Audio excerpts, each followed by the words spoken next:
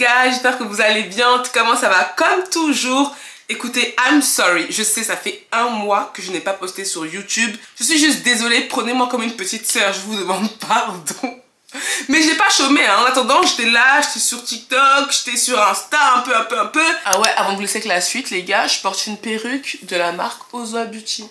Putain, elle est trop belle. En plus j'ai même pas décoloré les nœuds et tout.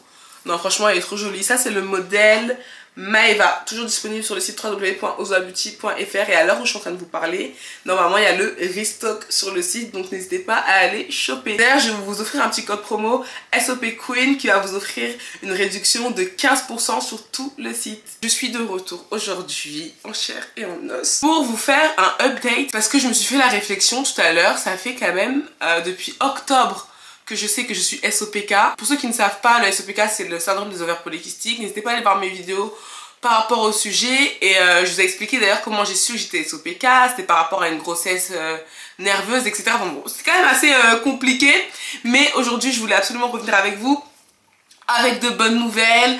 Je sais pas si ça se voit, mais genre je suis grave mieux, je maîtrise mon corps, ma santé, et je voulais vraiment vous dire ce qui a marché pour moi, comment je m'en suis sortie, parce que 8 mois plus tard, hein, parce qu'entre octobre et là on est fin avril, alors octobre, novembre, décembre, janvier, février, mars, avril, et donc là on va être en mai, donc on va dire 8 mois, il s'est passé beaucoup de choses et je pense que j'ai assez de recul pour pouvoir vous dire exactement tout ce que j'ai fait et pouvoir en aider plus d'une. Donc si c'est un sujet qui t'intéresse, n'hésite pas à mettre déjà un petit pouce en l'air et un petit commentaire, même si c'est juste un emoji. Ça me ferait vraiment plaisir et ça aide pour le référencement. D'ailleurs, merci à la marque Mobbois de sponsoriser cette partie de la vidéo. Oh my god! Le colis que j'ai reçu, il va vous faire craquer.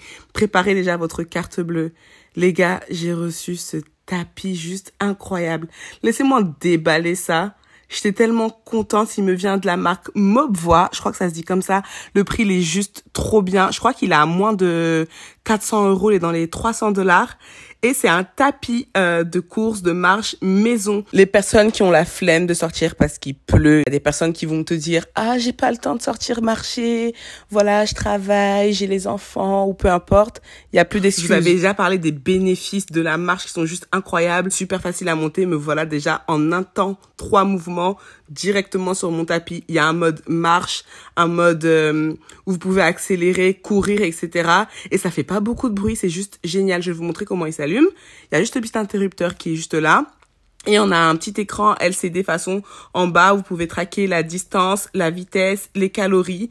Il est super ludique. Moi, ce que j'adore, c'est la petite tablette là où vous pouvez poser votre téléphone ou votre iPad. Le petit filet rouge que vous pouvez accrocher à votre vêtement, notamment lorsque vous êtes en mode course, est une sécurité qui, lorsqu'elle se détache de l'appareil, fait en sorte qu'il s'arrête automatiquement. Il faut savoir que le Treadmill Pro est fourni avec aussi une télécommande archi pratique pour gérer vos vitesses à distance sans avoir besoin de toucher les boutons.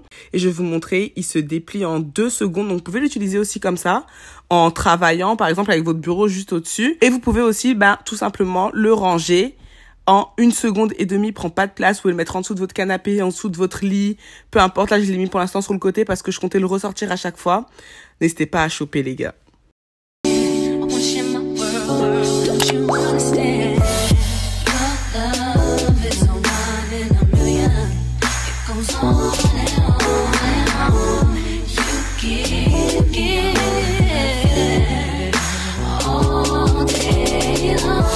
Comme je vous disais, ça fait environ 8 mois que j'ai été diagnostiquée SOPK. Et en ces 8 mois, je suis passée par beaucoup d'étapes, les gars. Vous imaginez pas. Au début, tu es dans l'ignorance, tu ne sais pas ce que t'as, tout simplement. Tu sais juste que t'es bizarre, que tu te sens pas bien.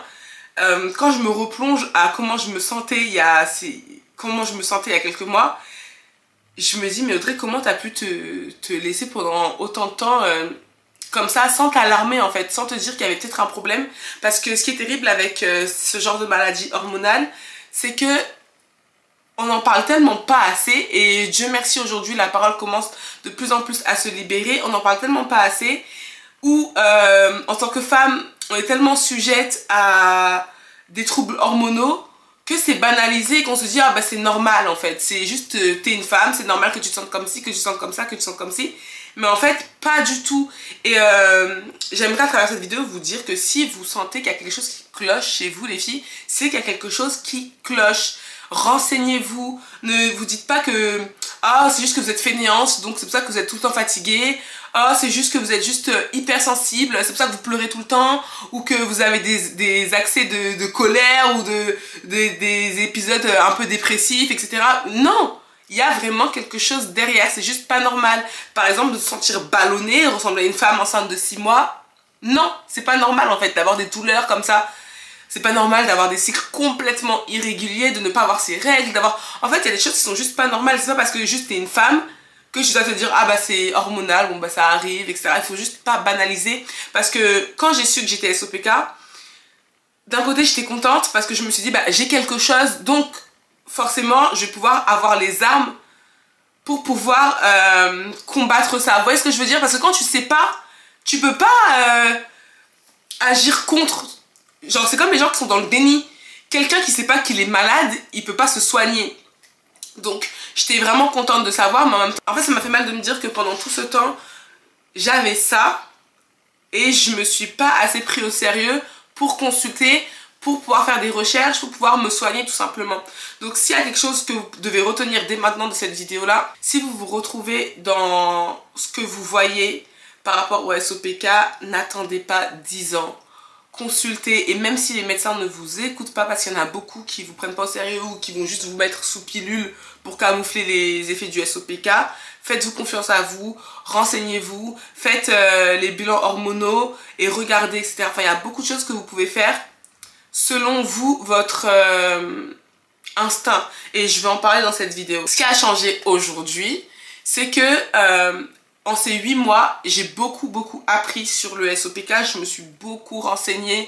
Vous savez les filles, il y a plusieurs types de SOPK, chaque femme est différente, mais il y a 4 grands types d'SOPK que je vais vous afficher ici à l'écran, dans lesquels vous pouvez plus ou moins vous mettre. Sachant quel type de SOPK j'avais, quel type de symptômes j'avais, j'ai pu de là adopter des habitudes qui m'ont littéralement changé la vie. Quand je vous dis que, comme je l'ai expliqué dans mes vidéos précédentes, ne serait-ce que réduire au maximum l'inflammation qu'il y a dans ton corps, se renseigner sur la santé intestinale, ça fait 80% du travail. Et quand tu t'éduques sur ça, tu te dis mais en fait c'est juste incroyable à quel point ce que je mets dans mon corps peut avoir un incident sur moi. Et en tant qu'SOPK, tout ce qu'on met dans notre corps, c'est pas pour vous faire peur, hein, mais tout ce qu'on met dans notre corps, c'est un incident. Que ça soit direct ou indirect. Vraiment, le savoir, c'est une arme. Le savoir, c'est vraiment le pouvoir. Donc, renseignez-vous un maximum. Donc, aujourd'hui, je vais pas revenir sur comment j'ai fait mes recherches, etc. Parce que bon, j'ai déjà fait plein de vidéos par rapport à ça. Mais quand je me renseignais sur qu'est-ce qui était le SOPK, quel aliment fallait éviter, quel complément alimentaire il fallait prendre, etc. Quand je me renseignais, je me disais, vas-y, j'arrête tout le gluten, j'arrête tous les produits laitiers, j'arrête tout ça. Mais c'est pas possible de genre juste tout arrêter d'un coup. Donc ce que j'ai fait, c'est que j'ai changé mes habitudes progressivement. Au lieu de manger des pâtes, je sais pas moi, 5 fois par semaine, alors que bon, c'était pas mon cas, mais on va dire des pâtes, du pain, de la farine, tout ce qui est gluten 5 fois par semaine, j'essaie d'en manger 3 fois par semaine. Au lieu d'en manger à tous les repas, j'essaie d'en manger à un seul repas, ou un truc comme ça. Et petit à petit, les choses ont changé. Et donc en fait cette vidéo, c'est pour vous dire que les filles, c'est pas parce que vous ne changez pas drastiquement votre alimentation et votre mode de vie que vous n'allez pas pouvoir guérir, même si on ne guérit pas du SOPK. Voilà, tu vis avec, les symptômes s'endorment au bout d'un moment quand tu réussis à trouver ton équilibre, mais c'est un syndrome que tu as, quoi. Enfin, ça va pas partir, mais au moins atténuer les symptômes, pouvoir retrouver des cycles, etc. Donc ne vous dites pas que ouais, il faut absolument que je change toute ma manière de vivre, et il faut absolument que j'achète tous les compléments alimentaires qu'on me vend sur internet. Et du coup là je vais y venir.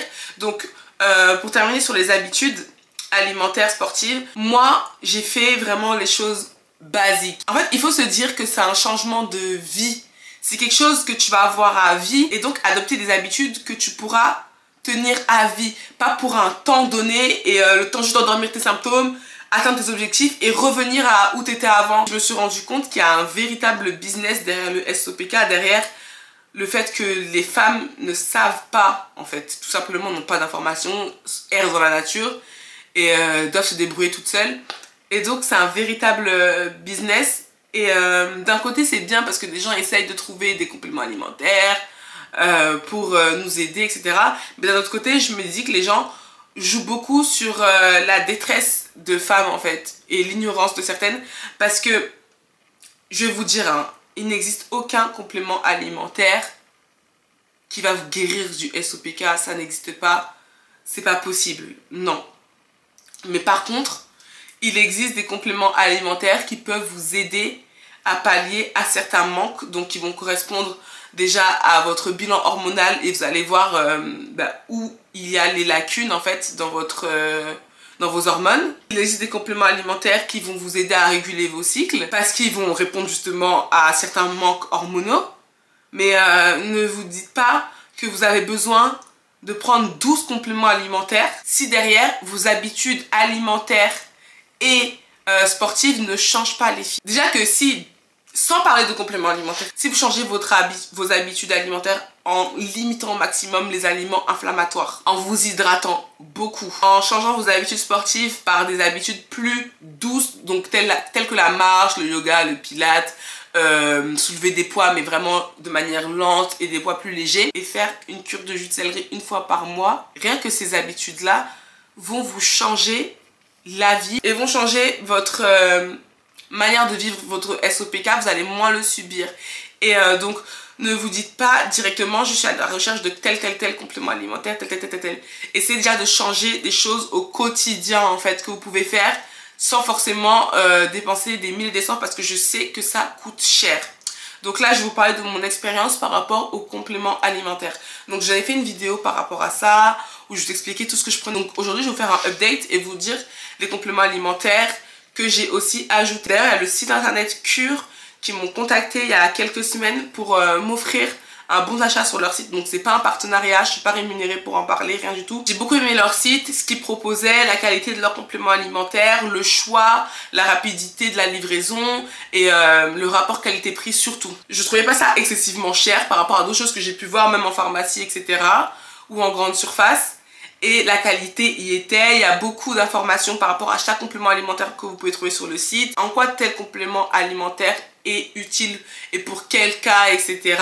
Donc j'ai trouvé ça vraiment intéressant, et le fait que ça soit une boîte mensuelle avec un petit sachet à chaque jour, et un petit sachet avec tous tes compléments alimentaires, j'ai trouvé ça plutôt pratique même quand tu voyages, etc. Je prenais chez Action certaines choses, en grande surface certaines choses parce que c'était moins cher.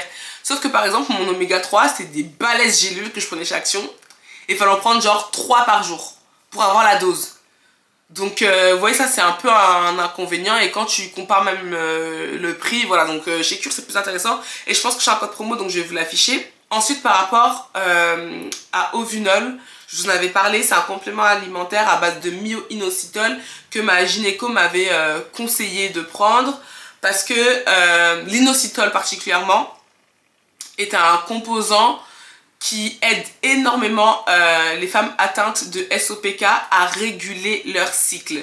Alors moi personnellement, franchement, je vais pas vous mentir, je vous préconiserais peut-être de prendre juste un truc à base de myo-inositol et pas forcément Ovunol, parce que tu as le myo-inositol dedans, mais tu as plein d'autres choses en fait. C'est un complément alimentaire pour la fertilité, et personnellement je trouve que c'est cher, donc il est à 30 € pour 30 jours, donc 30 € par mois.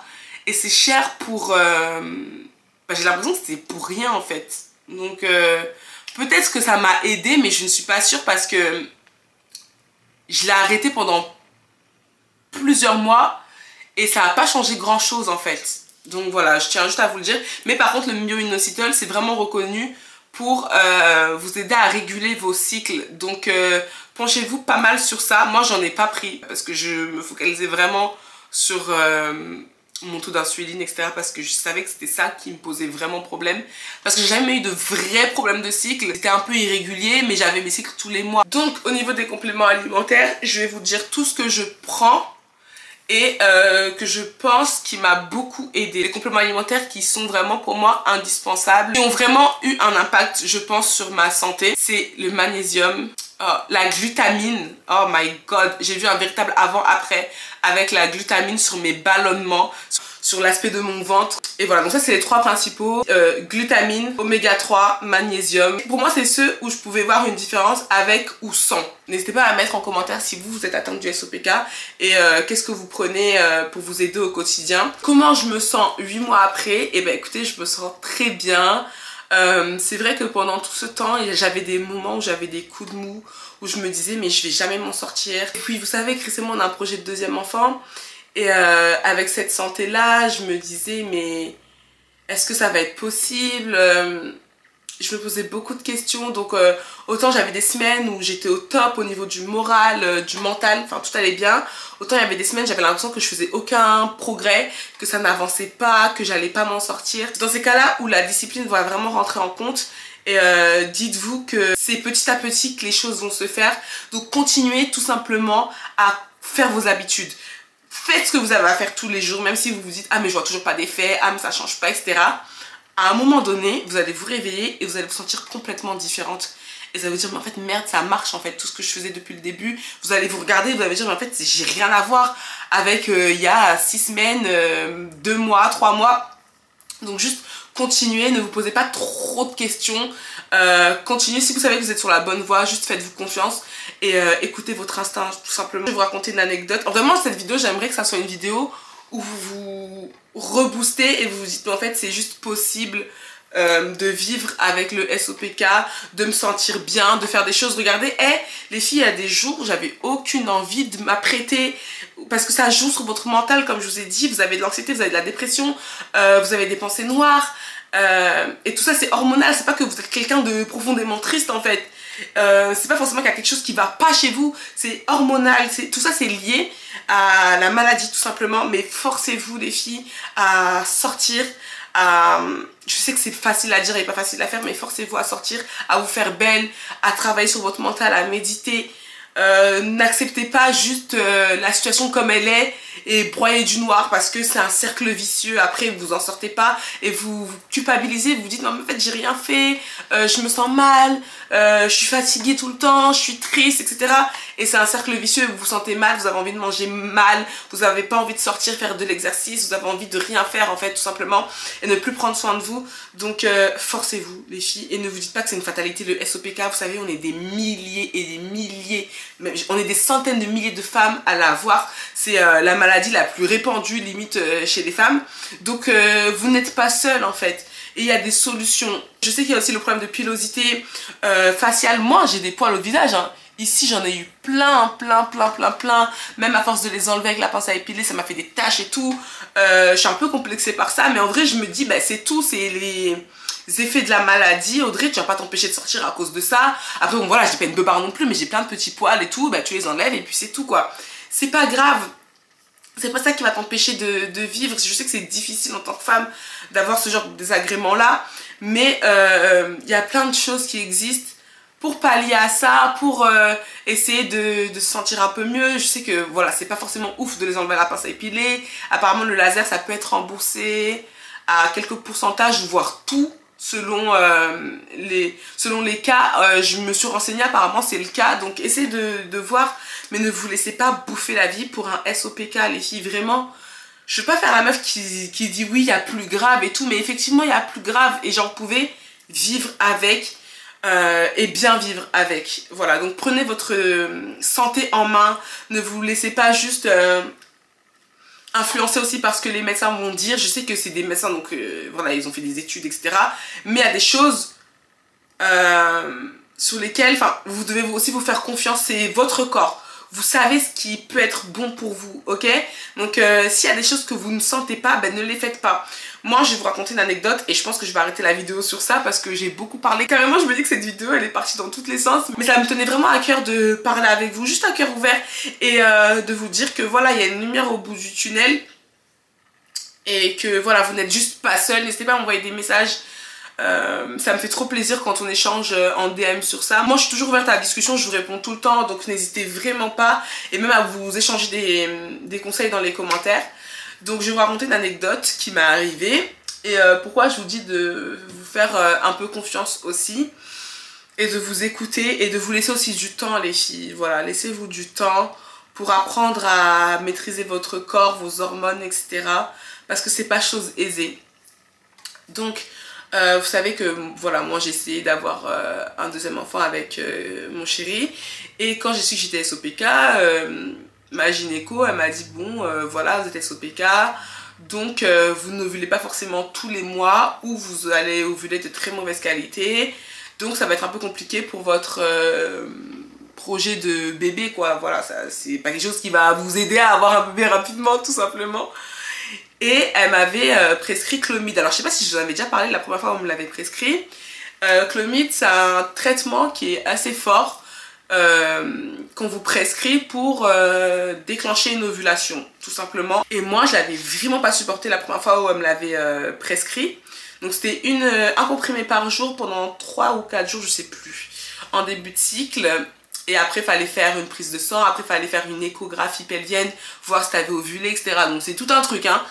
Et donc moi je l'avais pris cette première fois ce médicament, et en fait je l'avais très mal supporté. Moi c'était au tout début, hein, quand je viens de savoir que j'avais le SOPK, carrément je crois que c'était en novembre ou un truc comme ça.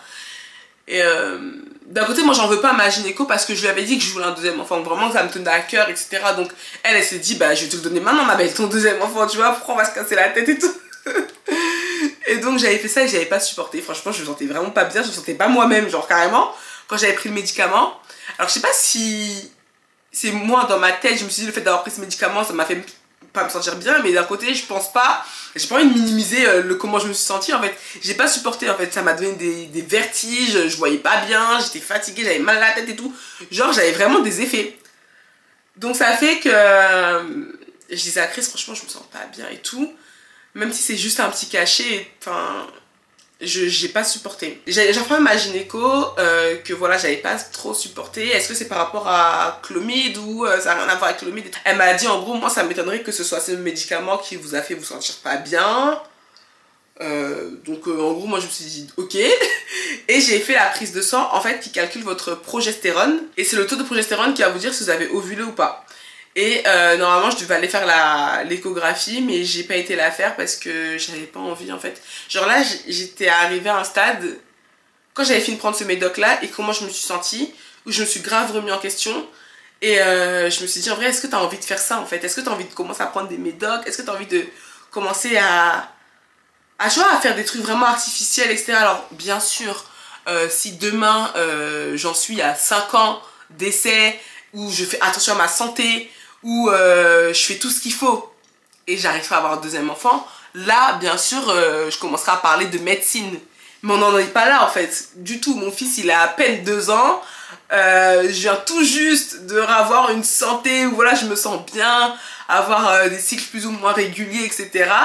C'est pas maintenant que j'ai envie d'aller à cette étape supérieure, surtout comment je me suis sentie la première fois que j'ai pris ce médicament là. Et sachant que le Clomid c'est la première étape avant de passer en vraiment PMA avec des injections, des trucs comme ça, tu vois ce que je veux dire. Donc ça m'a fait un peu peur, je vous avoue, et je me suis dit attends ma belle, step back en fait, genre recule 2 secondes, ton fils il est arrivé naturellement, occupe-toi de ta santé déjà, parce que là ta santé elle est déjà fucked up en fait, genre t'as pris du poids, genre t'es pas bien, tu manges pas forcément hyper sainement. Est-ce que tu fais les efforts qu'il faut pour toi-même accueillir un enfant en fait? Est-ce que toi-même tu te sens bien dans ton corps, dans ta vie? Non. Donc carrément je me suis dit j'ai même plus envie d'entendre parler de gynéco, de machin et tout, de médicaments. Et genre j'ai pris grave du recul et c'est là que j'ai commencé MAJ et tout, genre ça m'a fait le déclic. MAJ j'ai commencé, carrément le Clomid je crois que j'ai pris en novembre, MAJ j'ai commencé en janvier. Et donc elle a eu les résultats de ma progestérone et par mail elle m'a répondu bah, dans tous les cas vous n'avez pas ovulé ce mois-ci avec Clomid, ça vous a pas aidé, genre en gros mon taux de progestérone il était à genre 0,3 et donc ça veut dire que j'ai pas ovulé. Et donc elle m'a dit bah écoutez le mois prochain je vous remets sous Clomid et cette fois-ci vous prenez 2 cachets par jour pendant les 3-4 jours là comme je vous ai dit en début de cycle. Et en fait là je me suis dit mais pas du tout. Genre pas du tout. Non. Même là je suis même pas sûre de vouloir tomber enceinte en fait. Quand tu réfléchis je me dis est-ce que j'ai envie de tomber enceinte dans ces conditions là en fait? Est-ce que cet enfant mérite pas le corps que j'avais lorsque je tombais enceinte d'Aaron. Quand je vous dis le corps que j'avais quand je tombais enceinte d'Aaron, je dis pas le même poids, le même physique, les mêmes conditions, etc. Non, parce que dans tous les cas, je suis plus la même personne, tu vois. C'était il y a 3 ans. Ouais, 3 ans. Mais la santé, tout simplement, j'avais un bon état d'esprit, je me sentais bien dans mon corps, je faisais attention à moi, etc. Donc j'ai envie que mon enfant, il arrive dans ces mêmes chances-là, en fait, avec les mêmes conditions que Aaron. J'ai pas envie de tomber enceinte pour tomber enceinte. Même nous, avec Chris, on a revu notre projet, on s'est dit, bah attends, viens, déjà tu te mets humble. Et après, vas-y, si l'enfant il arrive, tant mieux, tu vois. Donc quand elle m'a parlé de deuxième tour de Clomid, là, j'ai dit, allez, ma belle, écoute-moi bien. Ça va s'arrêter là. Bon, je lui ai pas dit parce que je l'ai juste ghosté, ma gynéco. La pauvre, mais je l'ai juste ghosté. Et pendant plus de 3 mois, elle entendait plus parler de moi, je lui ai plus envoyé de message, rien. Et j'ai fait MAJ, je me suis occupée de moi, j'ai perdu mes kilos, je me suis concentrée sur mes compléments alimentaires, vraiment je les ai pris religieusement parce que c'est vrai qu'au début, je faisais pas gaffe, je prenais une fois en passant, etc. Je prenais pas ça vraiment au sérieux. Là, j'ai pris ça vraiment au sérieux, ma santé vraiment au sérieux, mon alimentation. Et en parlant de ça, comme je vous ai dit en début de vidéo, j'ai pas fait un truc drastique, genre en gros, j'ai surveillé mon alimentation, mes habitudes, etc.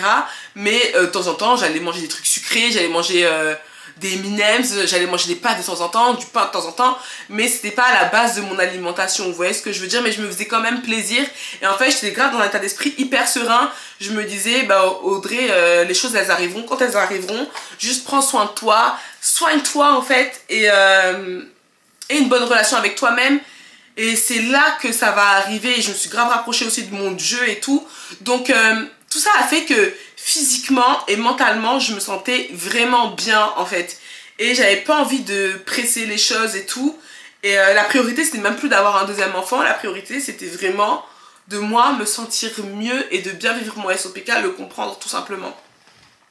Et je pense que tu peux obtenir tout ce que tu veux lorsque tu te sens comme ça. Et genre là, moi, je suis grave dans une bonne optique, tu vois. Et je me mets pas du tout la pression. Et rien que le fait de mieux vivre le SOPK et de pas le subir au quotidien, c'est une véritable victoire pour moi.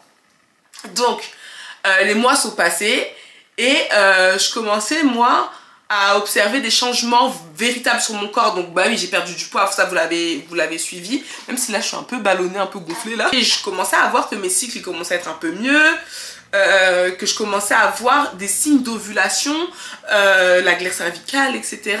Genre j'avais l'impression que ça allait mieux. Et je me suis renseignée aussi par rapport à comment faire pour savoir si on a ovulé, etc.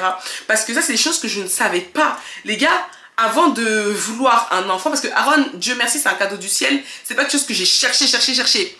Mais là, comme je cherchais un enfant, c'est beaucoup de choses que j'ai apprises en fait. Ça, je ne savais même pas les bails de cycle et tout, genre à quel moment t'ovules, comment tu sais que t'ovules, c'est quoi l'ovulation, combien de temps ça dure, etc. Et donc en me renseignant, j'ai entendu parler de la symptothermie. Et c'est en gros le fait d'observer ta glaire cervicale avec ta température. Et donc quand tu combines les deux, tu peux savoir plus ou moins lorsque tu as ovulé, si tu as ovulé ou pas. Donc c'est ce que j'ai fait. Genre je crois que c'est à partir de 1 semaine de cycle. Bon, les gens disent de commencer du jour 1 à la fin. Mais là j'étais déjà à 1 semaine de cycle quand j'en ai entendu parler. Et donc je me suis dit vas-y, je vais commencer à prendre ma température et voir. Les filles, si vous faites comme moi. Parce qu'après je me suis rendu compte que j'avais très mal pris la température, qu'il faut la prendre autrement. Mais dans tous les cas, si tu la prends tout le temps de la même façon, les changements ça reste les mêmes. Tu vois ce que je veux dire? Le plus important c'est d'apprendre tout le temps de la même façon. Donc tous les matins à la même heure, plus ou moins, je prenais ma température sur les aisselles là, dans les aisselles comme ça. Et je la notais sur une application qu'il y a sur internet. Et donc à chaque fois je prenais ma température, je la notais, je prenais ma température, je la notais. Et selon ce que je voyais comme résultat, je me suis rendu compte que j'avais ovulé. Donc pour moi c'était une dinguerie parce que comme je vous disais, avec le médoc il y a quelques mois, j'avais pas ovulé du tout. Et entre temps je vais pas vous mentir que moi je faisais pas attention si j'ovulais, si j'ovulais pas. Moi j'étais tellement concentrée sur moi me sentir bien et tout que le projet bébé il était passé vraiment au second plan, comme je vous explique. Et là je me suis dit mais ça veut dire que ton corps il redevient normal. Parce que quand je regardais par rapport à ma glaire cervicale, je suis désolée c'est TMI mais là j'estime qu'il y a que des femmes donc voilà. Quand je regardais par rapport à ma glaire cervicale et à la température, ça matchait et tout. Et même à mes symptômes, etc. Vous-même vous connaissez les symptômes d'ovulation, ok? On va pas venir dans les détails ici. Donc je me dis, ça se trouve, j'ai ovulé, genre, enfin, on dirait. Et donc là, je me suis dit, je vais reprendre contact avec ma gynéco pour qu'on fasse un bilan, comme un peu l'update qu'on fait ensemble là maintenant, pour qu'on fasse un bilan depuis la fois qu'on s'est vu, et lui parler de tous les efforts que j'ai fait, la perte de poids, etc., les compléments alimentaires, machin, et le fait de penser que j'ai ovulé naturellement. Et en fait, moi, je me suis dit, je vais retourner la voir pour faire un update, voir ce qu'on peut faire et tout, ce qu'elle me conseille. Et c'est vrai qu'au fond de moi, je me suis dit, ce serait bien qu'on refasse une échographie pour voir peut-être si mes follicules ils ont baissé, parce que vous savez, quand vous êtes SOPK, vous avez les follicules hyper riches, vous avez les ovaires hyper riches et donc plein de follicules. C'est ça qui induit les dérèglements hormonaux et tout.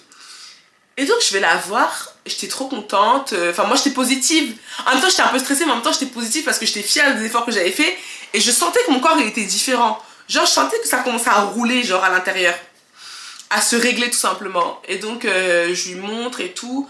Elle me dit effectivement, j'ai l'impression que vous avez ovulé ce mois-ci. Mais genre, elle n'était pas trop emballée. Et donc, je lui dis, bah écoutez, moi j'aimerais bien qu'on fasse une échographie pelvienne, voir peut-être que mes ovaires, ils sont moins riches et tout. Et elle me dit, alors, ma gynéco, elle est très gentille. Hein. Vraiment, elle est super gentille, elle est grave à l'écoute et tout. Donc, vous dites pas, oui, c'est une vraie bip et tout, non, rien à voir. Mais elle me dit, bah madame, là, moi je trouve qu'il n'y a pas d'intérêt à faire une échographie. Déjà on va vérifier si vous avez ovulé et tout, mais là je vois pas l'intérêt de faire une échographie. Et puis je vous le dis, si vous n'avez pas ovulé ce mois-ci naturellement, moi je repartirai sur un cycle de Clomid. Et si le prochain cycle de Clomid ne fonctionne pas, et ben faudrait envisager les injections, voilà. Et là ça m'a mis un coup de massue, parce que vous savez, moi je suis arrivée, j'étais pleine d'ambition. J'étais pleine de positivité, je me suis dit, mais Audrey, tu t'es réparé ton corps. Genre, j'étais sûre. Et quand elle m'a dit ça, elle m'a envisagé les injections et tout. Moi, c'est quelque chose, je vous avoue, que j'avais pas envisagé. Comme je vous disais, pour moi, c'est pas quelque chose que j'avais envie de faire tout de suite. Enfin, c'est vraiment si j'étais en galère pendant des années. Et là, je trouvais que c'était trop tôt pour parler de ça. Alors, je pense qu'elle a pris un peu trop à cœur le fait que je lui dise que je veux un deuxième enfant. Donc, elle s'est dit, elle le veut tout de suite. Mais non, en fait, enfin, pas n'importe comment, en fait. Vous voyez, pas à tous les prix. Je voulais aussi essayer moi toute seule.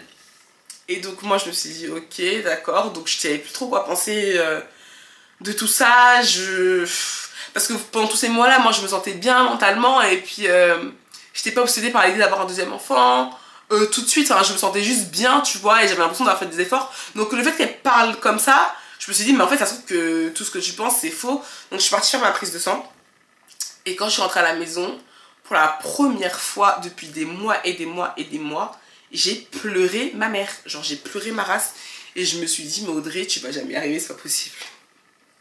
C'est pas possible, c'est pas possible. Genre là, t'as l'impression que tout va bien et tout, que là carrément t'as l'impression d'avoir ovulé naturellement sans rien, toi toute seule avec tous tes efforts, et là ça se trouve qu'en fait tout va tomber à l'eau et que tu vas juste galérer et que ça se trouve que tu vas devoir passer en PMA. Et encore une fois, c'est pas une honte de passer en PMA, c'est juste que moi j'avais pas imaginé ça comme ça en fait. Tu vois, donc je me dis ça se trouve que là pendant des années tu vas galérer tout simplement.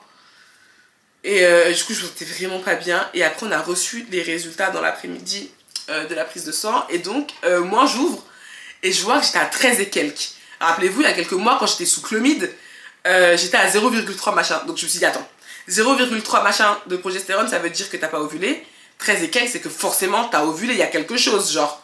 Du coup, j'envoie un mail à ma gynéco. Je dis, est-ce que vous avez reçu les résultats, machin? Et elle me dit, oui, effectivement, vous avez ovulé ce mois-ci. Et donc là, les filles, vraiment, c'était une véritable victoire. Pour moi, ça veut dire que toute seule, c'est possible. Toute seule, c'est possible. Sans l'aide de médocs, de machin, avec des changements d'habitude, des petits compléments alimentaires par-ci par-là. Je dis pas que les médicaments, ça sert à rien. Mais si vous êtes plutôt au début de vos essais, ou même pas forcément que par rapport à la procréation, mais juste par rapport à vous, vos cycles, vous voulez avoir des cycles tout simplement, vous pouvez retrouver vos cycles toute seule, laissez-vous un peu de temps. Moi il m'a fallu juste quelques mois, donc laissez-vous un peu de temps et faites-vous un peu confiance. Donc voilà, c'est vraiment, j'ai voulu vous raconter ça et j'ai voulu vous faire cette vidéo là pour vous donner un peu d'espoir, un peu de boost, parce que je sais que c'est pas facile tous les jours. Donc voilà, vraiment je suis ravie. Le corps humain il est capable de choses juste merveilleuses et encore une fois mon histoire n'est pas l'histoire de tout le monde, là c'est vraiment tout ce qu'on veut en tant que SOP Queen, mais si vous êtes là ça fait des années, vous galérez, vous en pouvez plus, bien sûr que la médecine est là pour vous aider, c'est pas une honte et au contraire de recourir recourir à la médecine et il y a beaucoup de choses qui sont faites pour nous aider. Je voulais juste partager ça avec vous, donc voilà, moi je suis contente. N'hésitez pas à me faire des retours dans les commentaires. Je vous fais d'énormes bisous et à très vite sur ma chaîne. Ciao.